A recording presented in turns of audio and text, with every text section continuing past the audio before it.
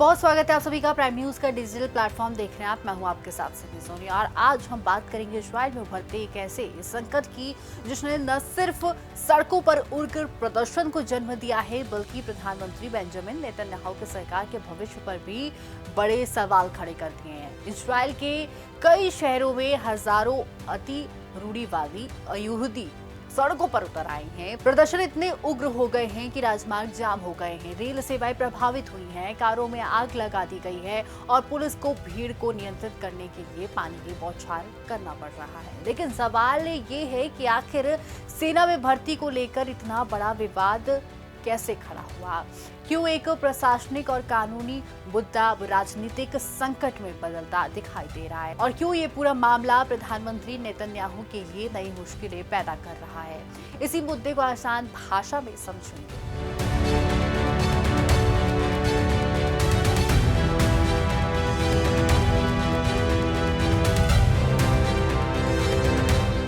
आखिर हुआ क्या है? सबसे पहले मौजूदा घटनाक्रम को समझते हैं। इजराइल में हजारों अति रूढ़िवादी यहूदियों ने अनिवार्य सैन्य भर्ती के खिलाफ बड़े पैमाने पर प्रदर्शन किया है। प्रदर्शनकारियों ने कई प्रमुख सड़कों को जाम कर दिया है। यरूशलेम और तेल अवीव जैसे जरूरी देशों में यातायात प्रभावित हुआ है, रेल सेवाएं बाधित हुई है, कुछ स्थानों पर कारों में आग लगा दी गई है। तो वहीं पुलिस के अनुसार एक सैनिक पर भी हमला किया गया है। स्थिति को नियंत्रित करने के लिए पुलिस को पानी की बौछारें का इस्तेमाल करना पड़ा है। तो वहीं इस घटनाओं के कारण सामान्य जनजीवन प्रभावित हुआ है और कई इलाकों में हालात तनावपूर्ण बन गए हैं। विवाद की जड़ क्या है? अब सबसे महत्वपूर्ण सवाल, आखिर ये पूरा विवाद किस बात को लेकर है? इजराइल में अधिकांश यहूदी पुरुषों और महिलाओं के लिए सैन्य सेवा अनिवार्य है, यानी देश के नागरिकों को एक निश्चित अवधि तक सेना में सेवा देना ही पड़ेगा। लेकिन लंबे समय से अति रूढ़िवादी यहूदियों, जिन्हें हरेदी समुदाय भी कहा जाता है, कई युवाओं को धार्मिक अध्ययन यानी कि येशुआ में पढ़ाई के आधार पर इस सैन्य सेवा से छूट मिलती रही है। वर्षों से ये व्यवस्था चली आ रही है, लेकिन अब ये छूट विवाद का केंद्र बन गई है। कई लोग मानते हैं कि जब देश के अन्य युवा सेना में सेवा दे रहे हैं तब एक बड़े समुदाय को विशेष छूट मिलना उचित है। यही बहस अब राष्ट्रीय स्तर का राजनीतिक मुद्दा बन चुका है। युद्धों ने क्यों बढ़ाया विवाद? इस विवाद को समझने के लिए पिछले कुछ सालों की परिस्थितियों को भी देखना होगा। जानकारी के अनुसार गाजा, लेबनान, ईरान, यमन से जुड़े संघर्षों की वजह से इजरायली सेना पर दबाव पड़ा है। कई नागरिकों को रिजर्व ड्यूटी के लिए बार बार मोर्चे पर लौटना पड़ा, यानी कि ऐसे लोग जिन्होंने पहले सैन्य सेवा पूरी कर ली थी उन्हें दोबारा बुलाया गया है। इसका असर केवल सैनिकों पर नहीं बल्कि उनके परिवारों पर भी पड़ा है। लंबे समय तक सैन्य जिम्मेदारियां निभाने से असंतोष पड़ा है। कई युवाओं को लगा कि जब वे बार बार सेवा दे रहे हैं तो सभी समुदायों पर समान नियम लागू होने चाहिए। इसी वजह से भर्ती और छूट का मुद्दा और अधिक संवेदनशील बन गया है। अति रूढ़िवादी समुदाय क्यों विरोध कर रहा है? अति रूढ़िवादी समुदाय लंबे समय से सैन्य भर्ती से मिलने वाली छूट को अपने धार्मिक जीवन का एक जरूरी हिस्सा मानता है। उनका मानना है कि धार्मिक अध्ययन भी समाज और राष्ट्र के लिए महत्वपूर्ण योगदान है। जब इस छूट के भविष्य पर सवाल उठने लगे तब समुदाय के भीतर चिंता बढ़ी। यही चिंता अब सड़कों पर दिखाई दे रही है। हजारों लोग विरोध प्रदर्शन कर रहे हैं और सरकार पर दबाव बना रहे हैं कि उनकी पारंपरिक छूट बरकरार रहे। नेतन्याहू के लिए संकट कैसे बना? अब आते हैं राजनीति पर। यही वो हिस्सा है जिसने इस पूरे विवाद को और गंभीर बना दिया है। प्रधानमंत्री बेंजामिन नेतन्याहू की सरकार गठबंधन पर आधारित है। इस गठबंधन में अति रूढ़िवादी दलों का समर्थन महत्वपूर्ण रहा है, लेकिन स्थिति तब बदलने लगी जब भर्ती से जुड़ा छूट कानून आगे नहीं बढ़ पाया। मई 2026 में नेतन्याहू ने अति रूढ़िवादी दलों को बताया कि वे चुनाव से पहले ऐसा कानून पास नहीं करा पाएंगे जो हरेदी युवाओं को स्थायी छूट दे सके।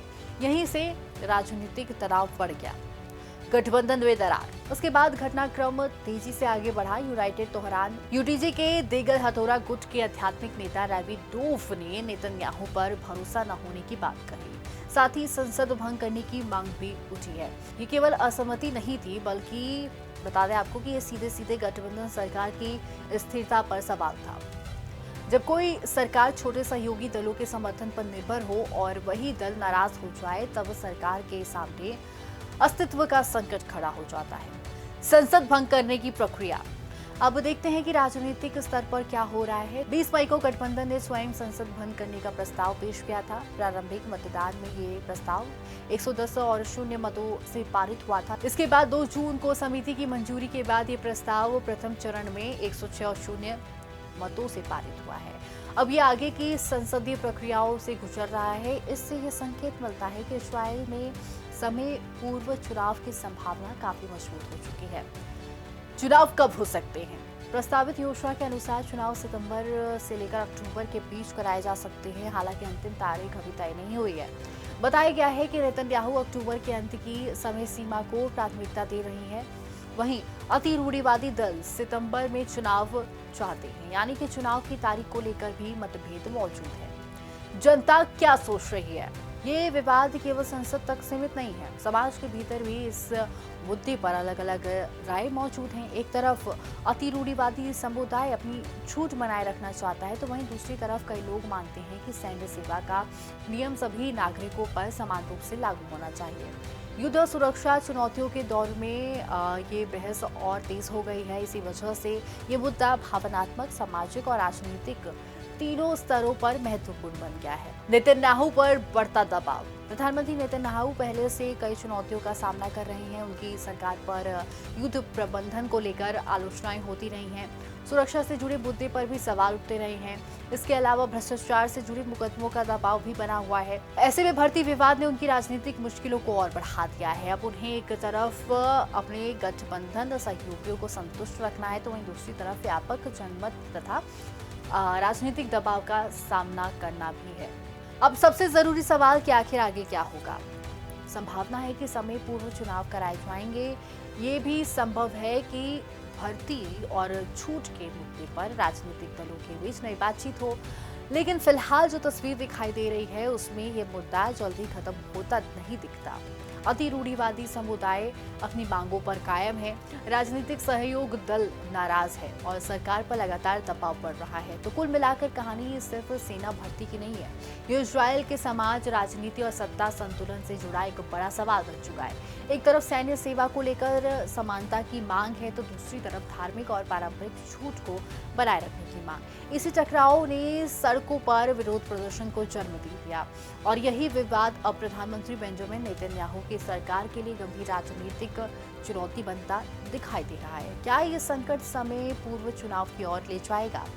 क्या गठबंधन बच पाएगा और क्या भर्ती को लेकर कोई नया समझौता होगा? इन सवालों के जवाब आने वाले दिन में सामने आएंगे। फिलहाल इतना तय है कि सेना भर्ती का ये विवाद इजरायल की राजनीति के केंद्र में आ चुका है।